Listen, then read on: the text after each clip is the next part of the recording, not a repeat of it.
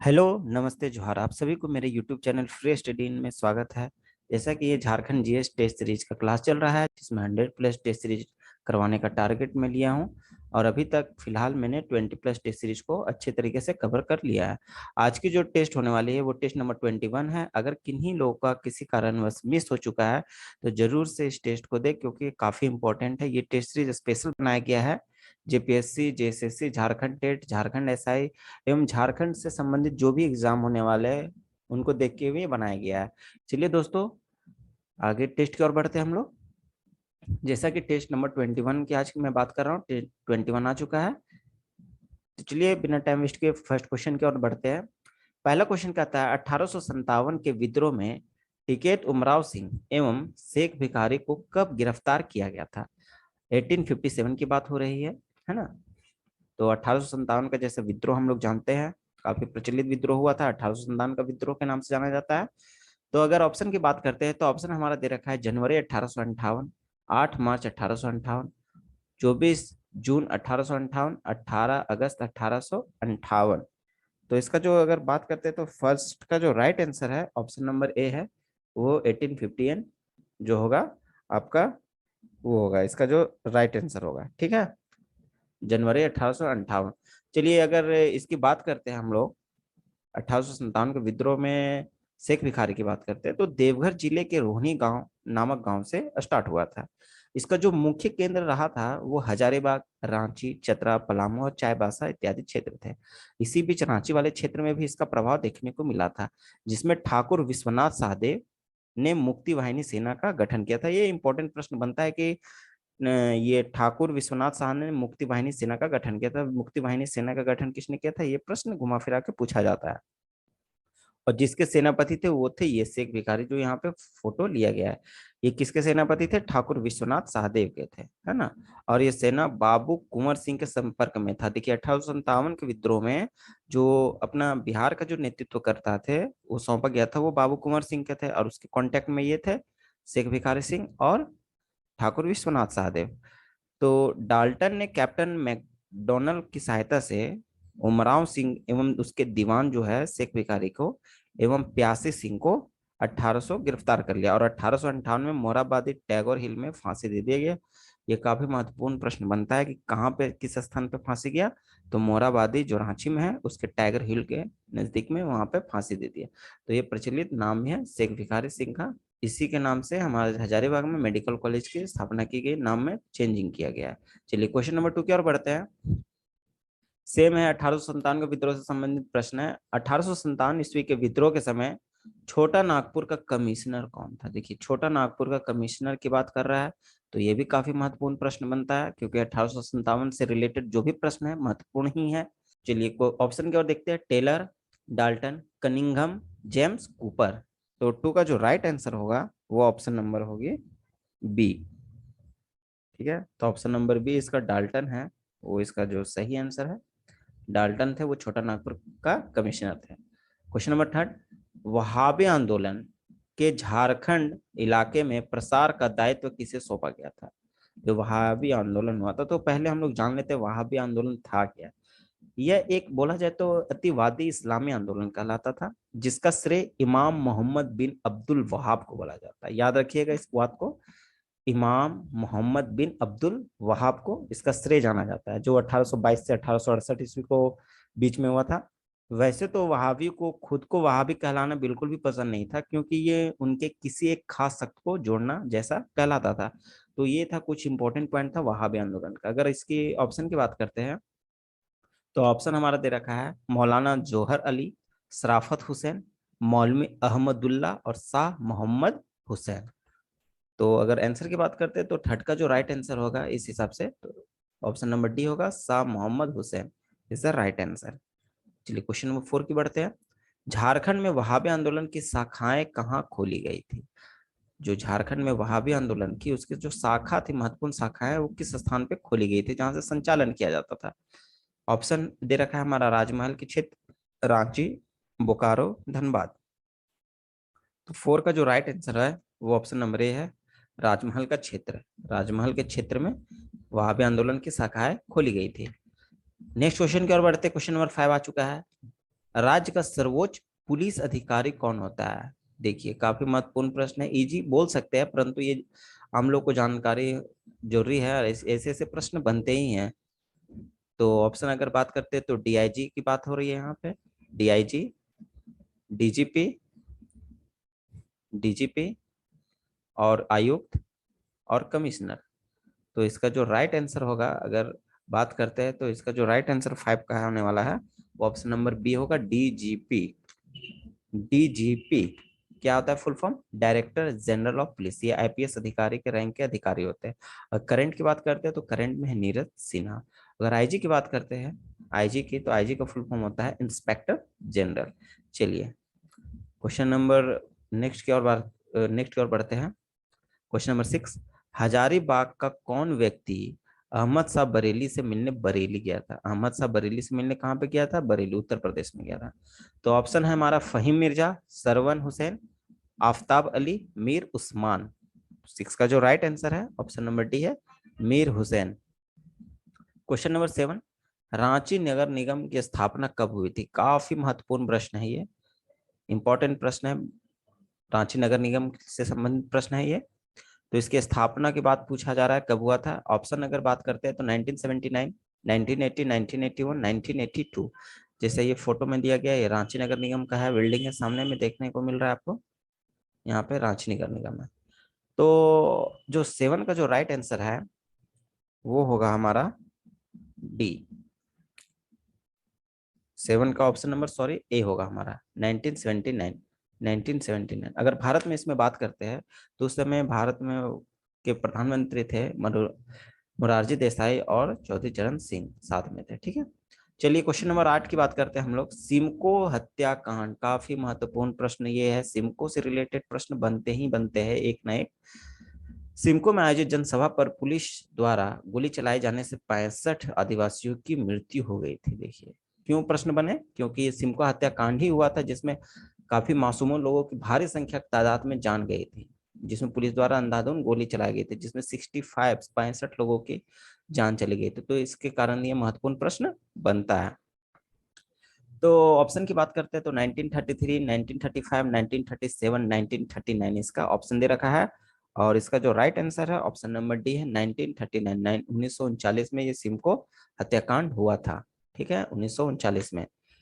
अगर ये सिमको कहाँ है, एक विलेज है जो गुदरी सब डिस्ट्रिक्ट में पड़ता है, सब डिवीजन में पड़ता है, और जो वेस्ट सिंहभूम के क्षेत्र में आता है। तो ये सिमको से संबंधित प्रश्न थे। 9 की ओर बढ़ते हैं। वहाबी आंदोलन से पुनः एक प्रश्न आया है। तो वहाबी आंदोलन के दौरान पाकुड़ के किस व्यक्ति को आजीवन कारावास की सजा मिली थी? इब्राहिम मंडल, गया मंडल, बुलू मंडल, लक्ष्मण मंडल। तो 9 का जो राइट आंसर है वो ऑप्शन नंबर ए होगा, इब्राहिम मंडल को। पाकुड़ के किस व्यक्ति को आजीवन कारावास मिला था? इब्राहिम मंडल को। क्वेश्चन नंबर 10 के बढ़ते हैं।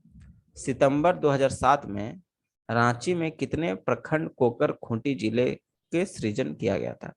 खूंटी जिले का जो सृजन हुआ था रांची से कितने प्रखंड को लेकर बनाया गया था? 4, 5, 6 और 7। तो 10 का जो राइट आंसर है वो ऑप्शन नंबर सी होगा, 6 प्रखंड को लेकर बनाया गया था। क्वेश्चन नंबर अगर बात करते हैं हम लोग नेक्स्ट की ओर बढ़ते हैं। क्वेश्चन नंबर 11, कांग्रेस के रामगढ़ अधिवेशन। काफी महत्वपूर्ण प्रश्न बनता है क्योंकि झारखंड में अधिवेशन की बात करते हैं कांग्रेस का, तो एकमात्र अधिवेशन हुआ था जो किस स्थान पे हुआ था? रामगढ़ स्थान पे, रामगढ़ अधिवेशन में, जो पहले हजारीबाग क्षेत्र में आया करता था। की अध्यक्षता किसने की? इसके जो अध्यक्षता थे वो किसने किया था? ऑप्शन हमारा है मौलाना मोहम्मद अली, जवाहरलाल नेहरू, हकीम अजमल खां, मौलाना अबुल कलाम आजाद। ये 1940 के दृश्य लिया गया जिसमें बापू हमारे महात्मा गांधी आए हुए थे रामगढ़, कांग्रेस के अधिवेशन में शामिल हुए थे। तो जो इसका राइट आंसर होगा 11 का ऑप्शन नंबर डी होगा, क्या होगा? मौलाना अबुल कलाम आजाद। अगर इसकी बात करते हैं हम लोग तो केमा नंबर का अधिवेशन था? 53rd, 53, 53वां नंबर का अधिवेशन था, 53वां नंबर का अधिवेशन था, ठीक है। उस वक्त के हजारीबाग जिले के रामगढ़ में हुआ करता था, जैसा मैं बतला चुका हूँ। सभा स्थल का नाम मजहर नगर रखा गया था। किस क्या रखा गया था? मजहर नगर रखा गया था। और स्वागत भाषण वो राजेंद्र प्रसाद ने दिया था। कब से कब? 15 से 18 मार्च के बीच का ये हुआ था अधिवेशन। तक इसमें जो कांग्रेस ने एकमात्र प्रस्ताव पारित किया था, जो प्रस्ताव था वो सिंगल प्रस्ताव पारित किया था। तो ये प्रश्न बनते हैं कि कांग्रेस ने एकमात्र प्रस्ताव पारित किया था किस अधिवेशन में? रामगढ़ अधिवेशन में। और जेबी कृपलानी थे द्वारा ये प्रस्ताव अनुमोदित किया कर लिया गया था। तो ऐसे प्रश्न रामगढ़ अधिवेशन से बनते हुए हैं। चलिए क्वेश्चन नंबर 12 की ओर बढ़ते हैं। झारखंड में क्रांतिकारी गतिविधियों का मुख्य केंद्र कहाँ सा था? काफी इंपॉर्टेंट है ऐसा सवाल, मैं पीछे वाले टेस्ट में बतला चुका हूँ। अगर जो रेगुलर होंगे जरूर इसका सवाल का जवाब दे पाओगे। तो इसका डिटेल में जो भी जानकारी दिया हूँ। तो ऑप्शन की ओर बढ़ते हैं, जैसे दुमका, रांची, देवघर, पलामू। तो 12 का जो राइट आंसर होगा, ऑब्वियसली इसका जो राइट आंसर होगा वो सी होगा, देवघर वाले क्षेत्र में, है ना, देवघर वाले क्षेत्र में इसका मुख्य केंद्र था। चलिए नेक्स्ट की ओर बढ़ते हैं। क्वेश्चन नंबर 13 आ चुका है हमारा। क्रांतिकारी क्रियाकलापों का प्रसार करने के उद्देश्य से झारखंड के किस शहर में स्वर्ण संघ, जिसको गोल्डन लीग के नाम से एक संस्था कायम की गई थी? क्वेश्चन अच्छा है, इंपॉर्टेंट क्वेश्चन है, क्योंकि गोल्डन लीग का नामक एक संस्था था, उसका स्थापना की गई थी। ऑप्शन की ओर देखते हैं तो देवघर, रामगढ़, हजारीबाग और रांची दे रखा है। तो 13 का जो राइट आंसर होगा वो ऑब्वियसली ऑप्शन नंबर ए ही होगा, क्योंकि क्रांतिकारियों से संबंधित जो भी प्रश्न थे और वो लोग जो साजिश करते थे वो कहाँ पे करते थे? देवघर वाले क्षेत्र में ही करते थे। ठीक है। क्वेश्चन नंबर 14, किस वर्ष छोटा नागपुर खास के नागवंशी राजा दुर्जन साल को बंदी जीवन से मुक्ति मिली थी? बहुत ही महत्वपूर्ण प्रश्न है, क्योंकि नागवंशी के जो शासक थे काफी महत्वपूर्ण शासक थे ये दुर्जन साल। उनको बंदी बनाया गया था। उसके जीवन काल में काफी घटनाएं घटी थी, काफी इंटरेस्टिंग घटना थी। तो पहले मैं बतला देता हूँ दुर्जन साल के बारे में कुछ 2-4 लाइन। ये पहले अकबर को कर दिया करते थे, ठीक है। ये पहले मुगल सल्तनत के जो थर्ड वाले थे, बाबर, हुमायूं और अकबर वाले, तो उसको कर दिया करते थे। तो बाद में जब अकबर की मृत्यु हो गई थी, तो जहांगीर उसके बाद आए थे उनके शासनकाल में, तो वो कर देना बंद कर दिए थे और उनका गुलामी भी कटना बंद कर दिए थे। तो क्या हो गया? तो मुगलों की अधीनता स्वीकार कर दिए थे। तो होता है कि खुखरा के जो शासक थे दुर्जन शाह, और 1615 में इब्राहिम खां के बीच में लड़ाई हुआ था, ठीक है। तो इब्राहिम खां तो ऑटोमेटिक उसको बंदी बना लिए थे। तो इब्राहिम खां कहाँ थे? बिहार के एक नया सूबेदार को नियुक्त किया गया था। उसके बाद क्या हुआ? दुर्जन साल को कैद कर लिया गया, जो कितने साल तक ग्वालियर के जेल में रहे थे? 12 साल तक। 12 साल तक ग्वालियर के किले में डाल के रखा गया था। लेकिन इसका जो छूट मिला है वो हीरो के पारखी के कारण हुआ था, क्योंकि ये डायमंड का काफी अच्छा पारखे थे। बड़ा अच्छा इनको ज्ञान था डायमंड के बारे में कि कौन सा ओरिजिनल कौन सा डुप्लीकेट है, जिसके कारण इनकी जान भी बची थी। जैसे अपन झारखंड में जो डायमंड, जो हीरे मिलते हैं वो किस नदी के किनारे मिलते हैं? शंख नदी के किनारे। और सोने की बात करते हैं तो स्वर्ण रेखा नदी के किनारे प्राप्त होते हैं। तो बाद में जब इनकी जान बची हीरे के पारखी के कारण, तो ये 6,000 रुपये वार्षिक कर मुगलों को देना को स्वीकार करी।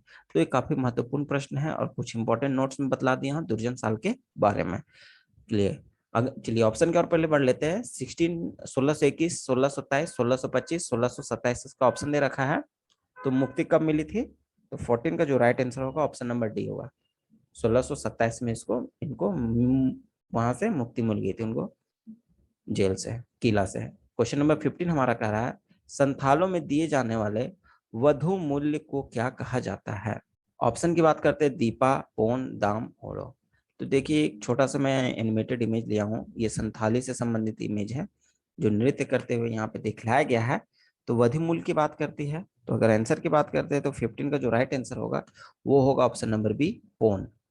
अगर कुछ जानकारी हम लोग लेते हैं संथालों के बारे में, तो ये सबसे बड़ी जनजाति है झारखंड की। ये प्रोटो ऑस्ट्रेलाइट समूह श्रेणी में आते हैं। अगर संथाल परगना वाले क्षेत्र में काफी आबादी में देखने को मिला, साथ ही साथ सिंहभूम, हजारीबाग, गिरिडीह, धनबाद इसी क्षेत्रों में इसको देखने को मिलता है। इनकी संख्या, इनके गोत्रों की संख्या बात करते हैं तो इनको गोत्र है वो 12 गोत्र है विभाजित किया, जिसमें कुछ है सोरेन हो गया, हेम्ब्रम, किस्कू, मुर्मू, हंसदा, टुडू, मरांडी इत्यादि वगैरह गोत्र आते हैं। अगर इनकी भाषा है वो संथाल है तो संथाली ही होगी इनकी भाषा। और लिपि का जो प्रयोग करते हैं वो ओल चिकी लिपि का प्रयोग करते हैं, ओल चिकी लिपि का, ठीक है, ओल चिकी लिपि का प्रयोग करते हैं। सिंहबोगा इनके प्रमुख देवता है। सबसे बड़ा पर्व जो मनाते हैं ये सरहुल पर्व मनाते हैं, जो चैत महीने में मनाया जाता है। और इन लोगों के बीच में देशमांझी होता है जो 5 से 8 गांव का समूह होता है, और परगना होते हैं वो 15 से 20 गांवों का समूह होता है। तो ये कुछ पॉइंट थे जो इंपॉर्टेंट थे, वो संथाल परगना मतलब संथालों के जनजाति से संबंधित है। क्वेश्चन नंबर 16 की ओर बढ़ते हैं। संथालों में सामाजिक बहिष्कार को क्या कहा जाता है? जिस समाज में अगर किसी कारणवश कोई गलत काम करता है तो उसे समाज से बहिष्कृत कर दिया जाता है, तो इस बहिष्कृत को किस नाम से जाना जाता है? ओड़ो, बेवार, बिटलाहा या वंश फर? तो 16 का जो राइट आंसर है ऑप्शन नंबर सी, बिटलाहा। बिटलाहा मतलब समाज से बहिष्कृत करना। तो ये काफी महत्वपूर्ण प्रश्न है, ये दोनों संथाल से संबंधित प्रश्न, ये काफी महत्वपूर्ण प्रश्न है। चलिए नेक्स्ट नंबर 17 की ओर बढ़ते हैं। उरांव जनजाति में पाए जाने वाले टोटोमिक गोत्र को क्या कहा जाता है? देखिए उरांव जनजाति में काफी गोत्र पाए जाते हैं, उनमें से एक गोत्र का है वो टोटोमिक, टोटेमिक। तो उसे क्या कहा जाता है? कीली, डाली, मृदा, चेकवा? तो 17 का जो राइट आंसर होगा वो ऑप्शन नंबर ए होगा, कीली। कीली के नाम से जाना जाता है। उरांव के बारे में बात करते हैं तो उरांव जनजाति है वो द्रविड़ प्रजाति से संबंधित रखते हैं। ये संथाल जनजाति के बाद सर्वाधिक जनसंख्या वाली जनजाति है। अगर ये किस क्षेत्र में पाए जाते हैं तो ये लातेहार, पलामू, लोहरदग्गा, रांची, सिमडेगा, गुमला इत्यादि में निवास करते हैं, है ना। इसमें पाहन के बाद महतो महत्वपूर्ण अधिकारी होते हैं, है ना। पाहन पुजारी होता है, महतो उसकी देखभाल करता है, तो ऐसा स्थिति है इनमें। और इसमें पढ़ा नामक संगठन का प्रावधान है, जिसमें पढ़ा राजा कहते हैं। जो पढ़ा है उसका निर्माण होता है वो कभी कभी 12, 21 या 84 गांवों से मिलकर बना होता है। तो ये थे कुछ इंपॉर्टेंट पॉइंट जो उरांव जनजाति से संबंधित है। चलिए क्वेश्चन नंबर 18 की ओर बढ़ते हैं। पसरी प्रथा, एक प्रथा है जिसका नाम है पसरी प्रथा, एवं पाचा पद्धति, और एवं पाचा पद्धति का प्रचलन किस जनजाति में देखा गया जाता है? मुंडा, संथाल, उरांव, बेंगा? देखिए काफी महत्वपूर्ण प्रश्न है, क्योंकि ये केवल ही केवल एक जनजाति में देखा जाता है। तो किस जनजाति में देखा जाता है वो प्रश्न पूछा गया है। तो 18 का जो राइट आंसर होने वाला है ऑब्वियसली उरांव ही होगा इसका सही उत्तर, ऑप्शन नंबर सी। 19 की ओर बढ़ते, उरांव जनजाति, सेम क्वेश्चन है, उरांव से संबंधित प्रश्न है। तो युवा गृह, देखिए इसमें प्रश्न पूछा गया युवा गृह को क्या कहते हैं? मैं पीछे वाले भी टेस्ट में शायद इसको लगवा चुका हूं, तो आप लोग ध्यान में होगा तो जरूर इसका जवाब दे सकते हैं। ऑप्शन दे रखा है धूमकुड़िया, ओल चिकी, अखरा और झिल्ली। तो 19 का जो राइट आंसर है वो होगा ऑप्शन नंबर ए, धूम कुड़िया। धूम कुड़िया, इसके युवा गुरु को क्या बोला जाता है? धूम कुड़िया बोला जाता है। ठीक है। युवा गुरु युवाओं का अलग होता है, युवतियों का अलग होता है।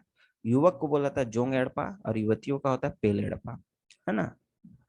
और इसमें पेल कोटवार नामक अनुभवी स्त्री को पेल एड़पा की नियुक्ति किया जाता है, जो महिलाओं युवतियों की युवागृह बनती है। और धर्मेश इन लोग का श्रेष्ठ देवता है। धर्मेश, सिंहबोगा अलग होते हैं, धर्मेश अलग होते हैं। धर्मेश इन लोग का प्रमुख देवता है। सरना में धर्मेश का निवास स्थान माना जाता है, तो सरना वाले स्थान में इन लोग का निवास स्थान माना जाता है। और इनके जो प्रमुख देवता का नाम है धर्मेश, धर्मेश। ठीक है। उरांव का क्या है? सरना स्थल में और धर्मेश। तो ये था आपका क्वेश्चन नंबर 19 का। चलिए क्वेश्चन नंबर 20 और बढ़ते हैं। उरांव जनजाति का प्रमुख देवता का नाम, देखिए सेम प्रश्न अभी मैं जैसे बतलाया हूँ वही प्रश्न आ चुका है यहाँ पे, का नाम क्या है? तो बिना ऑप्शन दिए मैं बता सकता हूँ, इसका ऑप्शन नंबर बी होगा। आप लोग भी सही बताए होंगे, धर्मेश। Option number B. आप लोग को बतलाना है कि हाथू बोंगा और सूर्य बोंगा, जो ये दो नाम दिया है, ये किन जनजातियों के प्रमुख देवता में आते हैं? ठीक है। तो आप लोग का नेक्स्ट टेस्ट सीरीज का प्रश्न यहाँ पे है, आप लोग जाने कोशिश करें इसका आंसर बताने का। और इसी तरह मेरे चैनल पे बने रहे, नेक्स्ट सीरीज अच्छे से लेके आऊंगा इसी तरह। और आप लोग अपनी तैयारी को और अच्छी तरीके से बरकरार रखें, साथ ही साथ मेरे चैनल को सब्सक्राइब भी कर ले, और जहां तक हो शेयर कर ले अपने दोस्तों, अपने भाइयों, अपने दोस्तों के बीच में, जिससे उन लोग को भी पढ़ाई में मदद मिले। और साथ ही साथ मैं बतला देना चाहता हूँ, मैं नागपुरी, जिनका भी अगर किसी व्यक्ति का जो जैसे सीजीएल की तैयारी कर रहे हैं, जिनका नागपुरी अगर जो लिए हुए हैं लैंग्वेज पेपर में, तो उनकी भी क्लास करवाई जा रही है, जिसमें नागपुरी लोक साहित्य का जो स्टोरी पार्ट और महत्वपूर्ण कुछ कुछ टॉपिक है उसको अच्छी और सरल भाषा में, हिंदी भाषा में करवाया गया है। साथ ही साथ नागपुरी सदानी व्याकरण को महत्वपूर्ण प्रश्न को इसमें करवाया गया है, जो ट्रिक के माध्यम से मैं कोशिश किया हूँ आप लोग को करवाने का। वन केवरा का जो बुक पढ़ना है उसके में भी स्टोरी कुछ कुछ करवाया गया है, तो आप लोग जरूर से इसमें देखें। और कहीं भी डाउट होता है तो कमेंट सेक्शन में कमेंट करें, मैं कोशिश करूंगा आपकी इस परेशानी को दूर करने के लिए। तो चलिए दोस्तों, इसी तरह नेक्स्ट टेस्ट सीरीज में बनते हैं, मिलते हैं, तब तक के लिए अपना ख्याल रखें, धन्यवाद।